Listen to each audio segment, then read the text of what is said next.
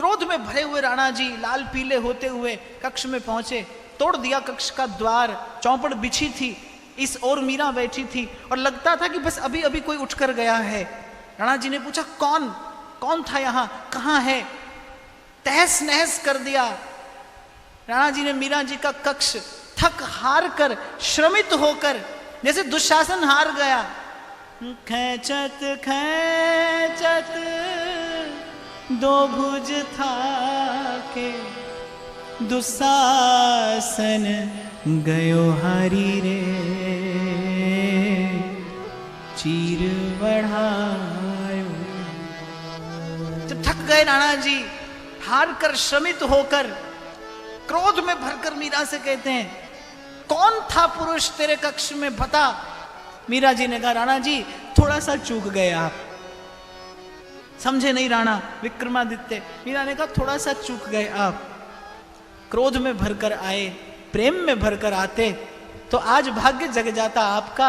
आज देख लेते आप कि मेरे कक्ष में पर पुरुष नहीं परम पुरुष बैठा था, आज भाग्य जग जाता आपका। पर तुद पावे ता ना हम जपावे, सुख तेरा दित्ता लइए।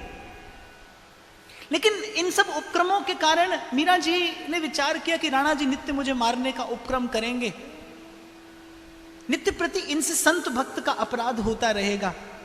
मीरा जी ने विचार किया कि क्या क्या करना चाहिए। और आप देखिए ये बड़ी गंभीर बात है, मीरा जी के सिर पर न ससुर हैं और न पति हैं।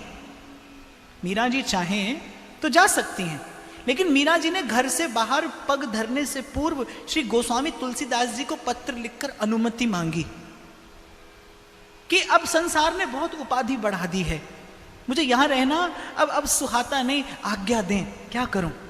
और गोस्वामी जी ने उत्तर लिखकर भेजा कि जाके प्रियन राम वैदेही तजिए ताही कोटि बैरिसम, यद्यपि परम स्नेही। जो भजन में बाधक हो, जो भजन में बाधक हो, उसका त्याग करने में विलंब नहीं करना चाहिए।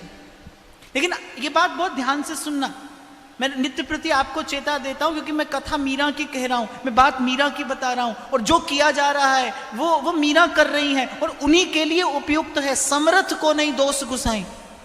और फिर एक और बात भी मैं तो समझता हूं कि त्याग तन से भी होता है और त्याग मन से भी होता है। तन का त्याग सरल है, हाँ मन का त्याग थोड़ा कठिन है।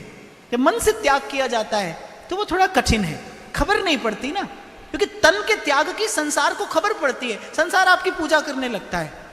तन का त्याग भी तो व्यापार के लिए किया जाता है, मन के त्याग की संसार को खबर नहीं पड़ती, उससे आपको कोई सम्मान नहीं मिलता, कोई प्रशस्ति नहीं मिलती, इसलिए आपको उसका मोल नहीं लगता। मनुष्य की, समाज की दृष्टि में तन के त्याग का ही तो मोल है। तन के त्यागी का बड़ा सम्मान होता है, मन के त्यागी का सम्मान कैसे हो, क्योंकि मन के त्याग की तो खबर भी नहीं पड़ती। तो ध्यान देना, जैसी आवश्यकता हो वैसा ही त्याग हो आपके जीवन में, जितना तन से संभव हो उतना तन से करिए। पर मन की दौलत हाथ आती है तो फिर जाती नहीं, और तन की दौलत छांव है, आता है तन जाता है तन। कैसा त्याग हो आपका, कम से कम ग्रंथि ना पड़े, मन सहज रहे। मैं तो कहता हूं भजन का वही मार्ग सबसे सुंदर है जिसमें आपका मन सहज रहे, सरल रहे, स्वस्थ रहे। You should not get complicated, there should not be complexities in your mind. आप इतना उलझ मत जाएं दुविधा में, आचार विचार में, विधि निषेध में, कि आपका मन ही सहज ना रहे। सहज रहिए, और कम से कम और जुगनते कमल नयन कलिजुग बहुत कृपा करी।